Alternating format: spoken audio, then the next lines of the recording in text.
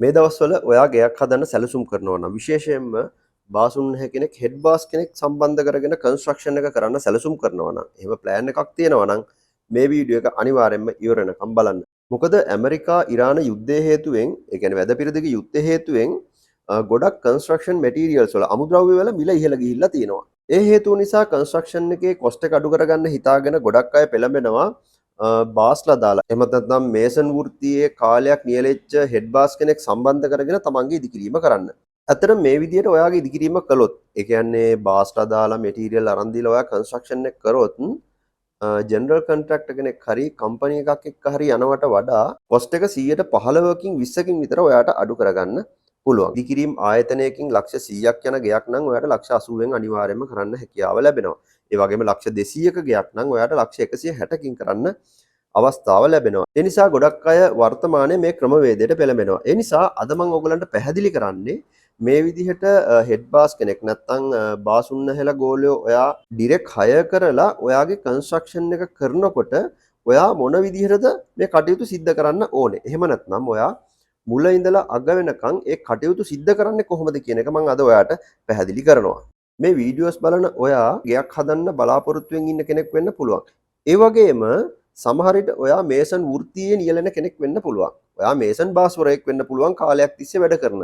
ඒ විදිහට ඔයා මේසන් වැඩ කරන කෙනෙක් නම් ඔයාට ඔපචුනිටි එකක් තියෙනවා. ඔයාට අවස්ථාවක් තියෙනවා ක්ලයන්ට්ස්ලාත් එක්ක කතා කරලා ඉදිකිරීමක් බාර අරගෙන ඔයාට අවසන් කරන්න සාකච්ඡා කරගන්න හැකියාවක් තියෙනවා. විශේෂයෙන්ම ඔයා අවුරුදු 15ක් 20ක් ක්ෂේත්‍රයේ නියැලිලා ඉන්න කෙනෙක් නම් ඒ වගේම ගේක අත්තිවාරමේ ඉඳලා ගේ හදලා ඉවර වෙනකන් ඔයාට කරන්න හැකියාව දැනුම තියෙනවා නම් සමහර විට ටයිල් අල්ලන වගේ දේවල් ඔයාට කරන්න බැරි වෙන්න පුළුවන්.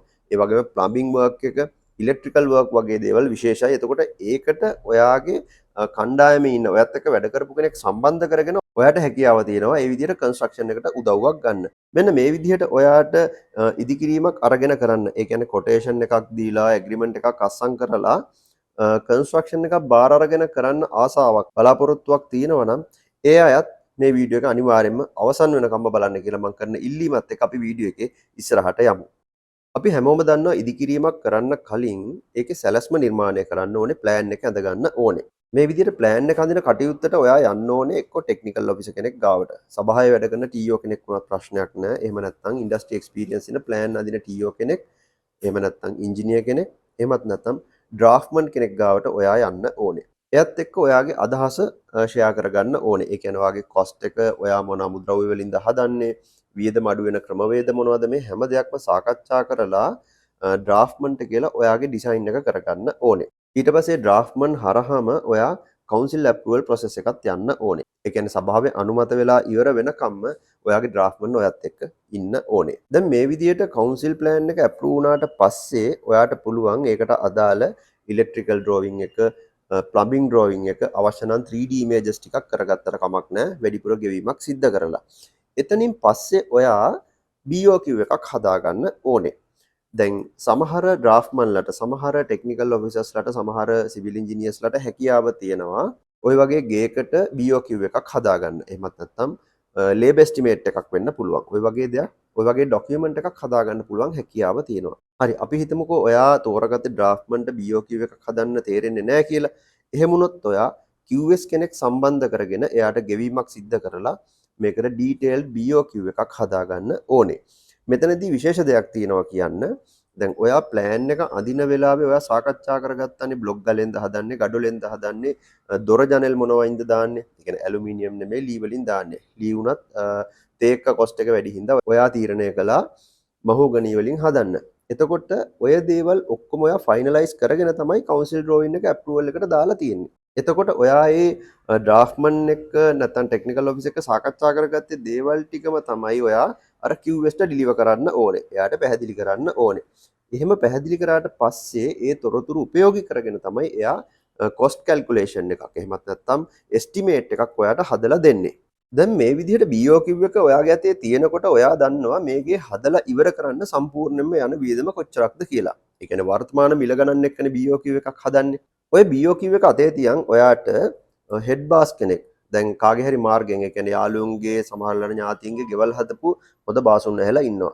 ඒ වගේ කෙනෙක්ව සම්බන්ධ කරගෙන ඔයාගේ ඩ්‍රෝයින් එක එයාට ෂෙයා කරලා එයාගේ ලේබර් රේට්ස් ටික ඉල්ල ගන්න. ඔයාට තේරෙන විදිහට කිව්වොත් බේස් වලක් කපන්න කීයද, කොලම් එකක් දාන්න කීයද, කොලම් දික්කඩියකට කීයද, ටයි බීම් දික්කඩියකට කීයද, ගඩොල් බැම්ම බඳින්න වර්ගඩියකට කීයද, ලින්ටල් එකක් දාන්න දික්කඩියක ගාන කීයද, ඔහොම කියලා ඔයාට ඔයා කරන්න බලාපොරොත්තු වෙන කොටසේ වෙන්න පුළුවන්. දැන් ඔයා මුළු ගේම එකපාර හදන්නේ නැති වෙන්න පුළුවන්. හැබැයි ඔයා කරන කොටසට අදාළ ටික එයාගෙන් රේට්ස් ටිකක් ඉල්ල ගන්න.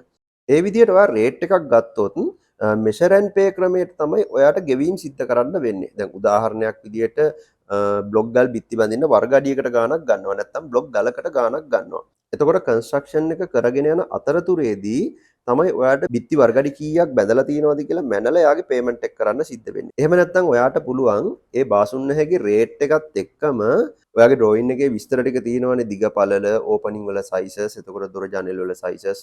ඒ හැම තොරතුරක්ම ඔයා ළඟ තියෙන නිසා ඔයාට පුළුවන් එයාගේ රේට් එකත් එක්ක මේ කොටස ඉවර කරන්න සම්පූර්ණම යන ගාස්තුව ඔයා එස්ටිමේට් එකක් හදලා දෙන්න. ලේබර් එස්ටිමේට් එකක්. මැටීරියල්ස් නැතුව. හරි. එතකොට එයාගේ රේට් එකත් එක්කම එයා දාලා තියෙනවා මේ ප්‍රොජෙක්ට් එක කරලා ඉවර කරන්න මගේ ගාන $135යි. එහෙමත් නැත්නම් $127යි. එතකොට එයා ඒ $135ට මොනවද කරලා දෙන්නේ කියන එක ඔයා සාකච්ඡා කරලා ඉස්සෙල්ලම දැනගන්න ඕනේ. ඉතින් මේ විදිහට ඔයා සාකච්ඡා කරගත්තට පස්සේ ඔයාට තියෙන්නේ සප්ලයර්ස්ලා හොයාගන්න. ඒ කියන්නේ කම්බි, ගල්වැලි, සිමෙන්ති, ගඩොල් මේ වගේ දේවල් මිලදී ගන්න හાર્ඩ්වෙයාර්ස් එහෙම නැත්නම් සප්ලයර්ස්ලා හොයාගන්න ඕනේ. එක තැනකින් ගිහිල්ලා එකපාරට ගන්න එපා. ඒ කියන්නේ ඔයාගේ ගේ හදන ප්‍රදේශයට අදාළ සප්ලයර්ස්ලා දෙන්නෙක් ඉන්නවා වෙන්න පුළුවන්. වෙනම හાર્ඩ්වෙයාර්ස් තුනක් තියෙන්න පුළුවන්. මේ හැමතැනටම ගොඩ වෙලා බෙස්ට් රේට් එකක් ඉල්ලගෙන දිගටම ඕගොල්ලන්ගෙන් බඩු ගන්නවා කියලා. එතකොට ඩිස්කවුන්ට් රේට් එකකට ගොඩක් අය බඩු දෙනවා. ඒ විදිහට ඔයා එයාලත් එක්ක ඕක සාකච්ඡා කරගෙන සප්ලයර්ස්ලා දෙන්නෙක් විතර තියාගන්න. එක්කෙනෙක් තියාගන්න එපා. මොකද හදිසියවත් එයා ළඟ බඩු නැති වුණොත් ඔයාට වැඩේ හිර වෙනවා. ඒ නිසා සප්ලයර්ස්ලා දෙන්නෙක් විතර තියාගන්න. ඒ දෙන්නගෙන්ම විටින් විට මාරුවෙන් මාරුවට බඩු ගන්න. ওই විදිහට ඔයාට ඒ සැලැස්ම හදාගන්න පුළුවන්. හරි. දැන් ඔයාතේ මේ තියෙන තොරතුරු වලින්, දත්ත වලින් ඔයාට ඉදිකිරීම පටන් ගන්න හැකියාව තියෙනවා. හැබැයි මෙතනදී තව ඉතාමත් වැදගත් දෙයක් තියෙනවා ඔයාගේ ඉදිකිරීම පටන් ගන්න කලින් කරන්න. ඒ තමයි ඉදිකිරීම් ගිවිසුමක් අත්සන් කරගන්න එක. එමත් නැත්නම් කන්ස්ට්‍රක්ෂන් කොන්ට්‍රැක්ට් එග්‍රීමන්ට් එකක් ඔයා සයින් කරන එක. දැන් එග්‍රීමන්ට් එකේ වැඩේ කරන්නේ මෙහෙමයි. දැන් ඔයා බාසුන්නහෙත් එක්ක සාකච්ඡා කරගත්තේ දත්ත ටිකක්, තොරතුරු ටිකක් ඔයා ළඟ තියෙනවා. යන කොස්ට් එක දන්නවා, වර්ගඩියක ගණන් දන්නවා, ගෙවීමේ ක්‍රම කොහොමද කරන්න ඕනේ කියලා දන්නවා, ඇඩ්වාන්ස් එකක් ඕනේ නම් ඒක කීයක්ද දෙන්න ඕනේ කියලා දන්නවා. රයිට්. එතකොට මේ විදිහට ඔයා ළඟ සියලු තොරතුරු ටික තියෙනවා.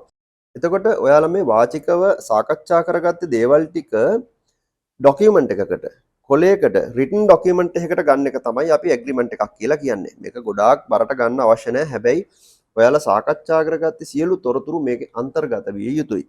උදාහරණයක් විදිහට මේකේ ටෝටල් බජට් එක කොහොමද? එතකොට ඇඩ්වාන්ස් එක කීයක් ඕනේද? මොන අවස්ථාවේද මුදල් ගෙවන්නේ? ඊට අමතරව කොච්චර කාලෙකින්ද මේක ඉවර කරන්නේ? නිශ්චිත කාලයක් අනිවාර්යයෙන්ම ෂෙඩියුල් එකක් ඔයගොල්ලෝ හදාගන්නම ඕනේ. එහෙම නැතුව කන්ස්ට්‍රක්ෂන් එකක් කරන්න යන්න එපා. මොකද එතනදී විශාල ගැටලු ඇති වෙන්න පුළුවන්. ඒ නිසා ඉදිකිරීමට යන කාලය ඉතාමත් වැදගත්. ඒ වගේම වේරියේෂන් එකක් වෙනස් කිරීමක් ආවොත් එහෙම අපි ඒක කොහොමද කරන්නේ? ඒ කියන්නේ උදාහරණයක් විදිහට අපි එකඟ වෙච්ච නැති වැඩක්, අලුත් වැඩක් හම්බ වෙනවා. ඒ වැඩේට කෝඩ් කරලා ඒකට මුදල් ගෙවීම සිද්ධ කරන්නේ කොහොමද? ඔන්න ඔය වගේ දේවල් ඔයා අනිවාර්යයෙන්ම අර ගිවිසුමට දාන්න ඕනේ. දැන් ඔයාට හිතෙන්න පුළුවන් මේ වගේ ගිවිසුමක් අපි කොහොමද හදන්නේ කියලා. මේ වගේ එග්‍රීමන්ට් එකක් හදන්න වඩාත් සුදුසු වෙන්නේ ඉන්ඩස්ට්‍රි එකේ අවුරුදු 15ක් 20ක් එක්ස්පීරියන්ස් තියෙන QS කෙනෙක්ට මේ වගේ එග්‍රීමන්ට් එකක් හදන්න පුළුවන්. ඒ වගේම තමයි කන්ස්ට්‍රක්ෂන් ගැන නොලෙජ් එකක් තියෙන, එක්ස්පීරියන්ස් එකක් තියෙන ලෝයර්ස්ලා ඉන්නවා. අන්න ඒ වගේ ලෝයර් කෙනෙක්ට මේ වගේ එග්‍රීමන්ට් එකක් හදන්න පුළුවන්. ඒ වගේම තමයි සිවිල් ඉංජිනේර කෙනෙක් වෙන්න පුළුවන්, ආකිටෙක්ට් කෙනෙක් වෙන්න පුළුවන්. එයාලත් මේ එග්‍රීමන්ට් සම්බන්ධව වැඩ කරලා තියෙන කෙනෙක් නම් එයාලටත් මේ වගේ එග්‍රීමන්ට් එකක් හදන්න පුළුවන්. ඒ නිසා ඔයාගේ ගිවිසුම හදන්න අනිවාර්යයෙන්ම තුන්වන පාර්ශවයක්, තර්ඩ් පාර්ටි එකක උදව්ව අනිවාර්යයෙන්ම ඔයා ගන්න ඕනේ. එහෙම නැතුව බාසුන්නහෙත් එක්ක එකතු වෙලා ඔයා ඒක හදන්න යන්න එපා. මොකද එහෙම හැදුවොත් ගොඩාක් අඩුපාඩු සිද්ධ වෙන්න පුළුවන්. ගැටලුවක් ආවොත්, මොකක් හරි ප්‍රශ්නයක් ආවොත්, අර්බුදයක් ආවොත් ඔයාලට ඒක ලියා ගන්න බැරි මට්ටමට ප්‍රශ්නේ දුර දිග යන්න පුළුවන්. ඒ නිසා කොන්ට්‍රැක්ට් එග්‍රීමන්ට් එකක් හරියට හදලා තමයි ඔයා ගිවිසුම්ගත වෙන්න ඕනේ. කන්ස්ට්‍රක්ෂන් කොන්ට්‍රැක්ට් එග්‍රීමන්ට් එකක් හදන්නේ කොහොමද කියන එක ඔයාලට දල අදහසක් අවබෝධයක් ගන්න ඕනේ නම් ඔයාලට පුළුවන් ගනුජය YouTube channel එකේ මම කලින් කරපු වීඩියෝස් කීපයක් තියෙනවා ගිවිසුමක් හදන්නේ කොහොමද කියන කාරණාව ගැන පැහැදිලි කරපු. ඒ වීඩියෝස් පෙළ ඔයාට බැලුවොත් අනිවාර්යයෙන්ම ඔයාට අදහසක් ගන්න පුළුවන් ගිවිසුමක් හදන්නේ කොහොමද? ගිවිසුමකින් ලැබෙන ප්‍රතිලාභ මොනවද? ඒ වගේම මොන වගේ දේවල්ද ඒකට අන්තර්ගත කරන්න ඕනේ කියන කාරණාව ගැන ඔයාලට අදහසක් ගන්න පුළුවන්. හැබැයි ඒ වීඩියෝස් විතරක් බලලා ඔයාලගේ හිතුමතයට ගිවිසුමක් හදන්න යන්න එපා. ඒ නිසා ඒ සම්බන්ධ දැනුමක් තියෙන පළපුරුද්දක් තියෙන කෙනෙක් සම්බන්ධ කරගෙන ගිවිසුමක් අත්සන් කරලා ඔයාගේ ඉදිකිරීම කරන්න පටන් ගන්න. ඉතින් මේ ක්‍රමවේදයට ඔයාට ගියොත් ඇත්තටම දැන් රටේ පවතින ලෝකේ පවතින තත්ත්වෙත් එක්ක අමුද්‍රව්‍ය වල මිල වැඩි වුණා කියලා මම ඔයාලට මුලින්ම කිව්වනේ. ඇත්තටම මූලික අමුද්‍රව්‍ය සියල්ලම වගේ මිල වැඩිවීමක් සිද්ධ වුණා. ඒ වගේම පොඩි පොඩි අමුද්‍රව්‍යයන් අපිට ඕන වෙනවා. ඒ කියන්නේ ලණු කැරල්ලේ ඉඳලා යකඩැනේ ඉඳලා කවර් බ්ලොක් එකේ ඉඳලා ලෑලි කෑල්ලේ ඉඳලා මේ හැම දෙයක්ම අපිට නොතේරෙන්න 100ට 2-3 මට්ටමින් හරි 105 10 සමහර ඒවා 115 මට්ටමින් මිල වැඩිවීමක් සිද්ධ වුණා. ඉතින් මේ වගේ වැඩිපුර ඔයාට යන වියදම ඔයාට කන්ට්‍රෝල් කරගන්න පුළුවන් මේ විදිහට කාලාන්තරයක් මේසන් වෘත්තියේ නියැලෙච්ච බාසුන් නැහැ කෙනෙක් හෙඩ් බාස් කෙනෙක් සම්බන්ධ කරගෙන ඔයාගේ ඉදිකිරීම කළොත්. ඉතින් මේ විදිහට ඔයාගේ සිහින නිවස යථාර්ථයක් බවට පත් කරගන්න යන වියදම අඩු කරගැනීමේ හැකියාවක් තියෙනවා. ඉතින් වෙනද වගේ මම හිතනවා අද මම ඔයාලා එක්ක ෂෙයා කරපු තොරතුරු ඉතාමත් වැදගත් වෙන්න ඇති කියලා. මේ වගේම ඉතාමත් වැදගත් හරවත් වීඩියෝ එකකින් ඊළඟ එපිසෝඩ් එකකින් ආයෙත් අපි මුණ ගැහෙමු. ඔයාලට පුළුවන් ගනුජ YouTube channel එක subscribe කරලා notification bell එක click කරලා තියාගන්න. එහෙම වුණොත් අපි දාන හැම වීඩියෝ එකක්ම දාපු සැනින් බලන්න හැකියාව අවස්ථාව ලැබෙනවා. එහෙමනම් මේ වගේම තවත් එපිසෝඩ් එකකින් ආයෙත් අපි මුණ ගැහෙමු.